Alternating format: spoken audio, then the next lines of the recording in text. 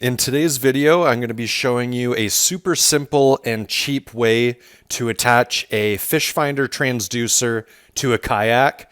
This technique will work with multiple different transducers and different brands of kayaks with just a few small little tweaks. And this whole project cost me under $8 Canadian. In the US, that's probably like $3 or $4. So it really is super cheap. I did this project at the start of the 2023 fishing season. I fished for 6 or 7 months in my kayak almost daily, and this transducer mount lasted that whole time without any issues at all. So to start off, we'll do the materials list. Obviously, you need a transducer, whichever one comes with your fish finder. I am working with a Garmin Striker 4 transducer. And then you're gonna need a small PVC pipe. The one that I bought was called a PVC nipple. It was in the irrigation department. Some of this stuff will be in the plumbing section. Some will be in the irrigation section. You'll probably be able to find it at any of your local hardware stores. The width of the PVC nipple will depend on the transducer type that you have, but the 1/2 inch fit perfectly with the Garmin Striker 4 transducer. I don't know how many times I'm gonna have to say nipple in this video, but I bought a 4 inch, a 5 inch, and a 6 inch long PVC nipple. It really just depends on how deep your scupper holes are. But I bought all three. That way I could find the one that fit perfectly and then just return the other two. So I ended up going with the 5 inch one, and it was $3.79 Canadian plus tax. So that depends on the scupper hole depth. And then you want some sort of screw-on cap or adapter piece. So I went with a 3/4 inch by 1/2 inch PVC reducing bushing. MPT is just male pipe thread and FPT is female pipe thread. Male parts have the threading on the outside and female parts have the threading on the inside. So the one that worked best for me was the 3/4 inch male reducing bushing to the 1/2 inch female. And the top piece really just depends on the shape and size of your scupper hole. This one worked best for my Jackson Coosa FD. So again, the whole project was only $6.78. plus 13% Ontario sales tax. So it came to $7.66 total Canadian. And I'm probably gonna keep using this mount for as long as I can. I don't really see any parts breaking. And then the tools to complete the project were just a measuring tape, a marker or Sharpie, and then a drill and some drill bits. So now I'll walk you through the project step by step. It is super easy. The first thing I would recommend doing is screwing your adapter piece or whatever you ended up choosing onto the PVC nipple, and then just set it in whichever scupper hole you want to have your transducer in, and then try all 3 lengths of PVC pipe to see which one is going to fit perfectly for your project. The 5 inch was absolutely perfect for the Garmin Striker 4 transducer into the hole in the Jackson Coosa that I used. Then once you decide which length of PVC you're going to use, just slide the transducer cord all the way through. It's a long cord, so it's going to take you a second. And then slide it all the way down until it's flush on the transducer.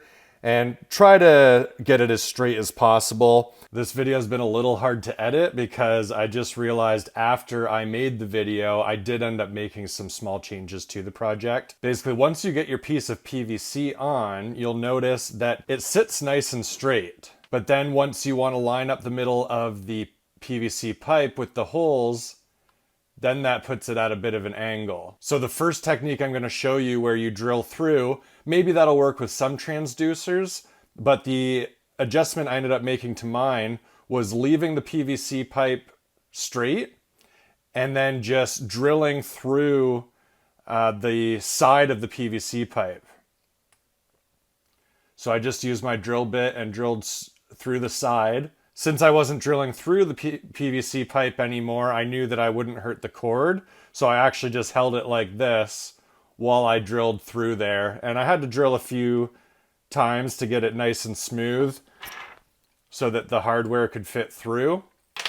But I ended up liking that a lot more because it's almost perfectly straight versus being at an angle. So then with the PVC all the way down, line it up with the holes that the mounting screw and wing nut go through, and just use a Sharpie to make a hole on each side so that you know where to drill. And then to choose the correct size drill bit, I just slid different size drill bits through the mounting holes to find which one was best. And then I also went down a size so that I could start the hole off smaller and then drill it out bigger afterwards. So I used 2 different drill bits there. Then it's probably safest to take the PVC nipple all the way off the cord. This way you don't risk drilling the bit through the cord, but I like to live dangerously, so I went for it. I was just very cautious that as soon as it went through, I didn't drill any further into the cord. So if you take the PVC nipple off, you could just drill all the way straight through the one hole. But because I left it on, I had to drill through both sides. Again, just very cautious not to nick the transducer cord. So once I drilled it out with the small drill bit, then I did end up taking the PVC off of the transducer cord. Just with the bigger drill bit, I just wanted to be 100% sure that I wasn't damaging anything. And this way I was able to drill just all the way through once. Then I just did a test fit with the bolt and washer and wing nut, just to make sure that the holes I drilled were big enough. You want to make sure you drill through the PVC one way or another, whether you do this way or where you go through it. Because if you just use, let's say you used a thinner diameter PVC, then the transducer can just slip off if it's not bolted down at all. With this method, once I put the bolt through, the transducer can't fall down into the water. It can't slide because that bolt is holding it in place. Now that you have your holes drilled, just slide it back onto the transducer cord, making sure you have your drill holes at the bottom. Then once you pull the cord all the way through, you can put your mounting hardware on. So again, when you're putting the bolt through, just make sure that you're not damaging the cord to the transducer. So you might need to wiggle the cord back and forth to slide the bolt past it. And then once the bolt is on, put on the washer and the wing nut. And again, try and keep that PVC pipe as straight as you can, and then tighten the wing nut down. But it's not going to be perfectly straight, but it's definitely going to be good enough to get a good strong reading on the bottom. And this is just the Garmin Striker 4 transducer. So with different transducers, the cord might be in a different spot, so you are able to do it perfectly straight. Then from the bottom of your kayak, whichever scupper hole you chose to use, just feed the transducer cable all the way through that scupper hole. Again, it's pretty long, so you're going to have to pull that through. And then at this point, you're also going to be putting your PVC adapter piece on as well. And then you're going to want to make sure that you have the female threading pointing down because it's going to meet the male pipe coming up. So just pull that cord all the way through until the PVC pipe pops through. And then you're just going to thread that PVC adapter cap or piece or whatever you ended up buying onto the PVC nipple. And then it's really as simple as that. As long as the PVC adapter is big enough that it's not going to slide through the scupper hole, it's going to hold that PVC pipe and your transducer in place. I made it so that the bottom of my transducer was perfectly flat with the bottom of the scupper hole. So that way, if I'm dragging the kayak along rocks or bumping into stuff, my transducer's not getting damaged. So again, I ran this setup all season without any issues with my transducer, and I was super happy with it because I was just about to buy an $80 transducer mount, and then I saw this on YouTube that I could do it for, $7.66 Canadian. So I was super happy with it.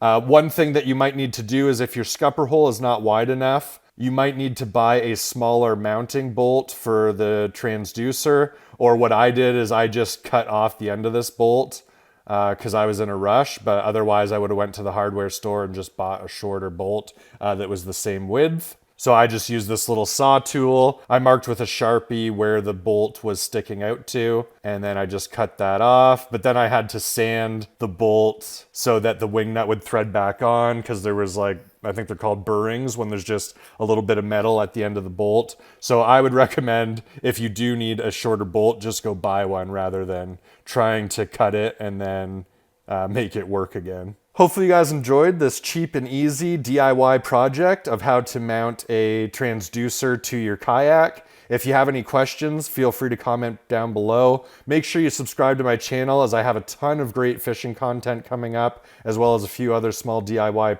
projects. Hopefully you guys learned something, and let me know if this helped you guys as well. Thanks again for watching InstaPhippsyFishing.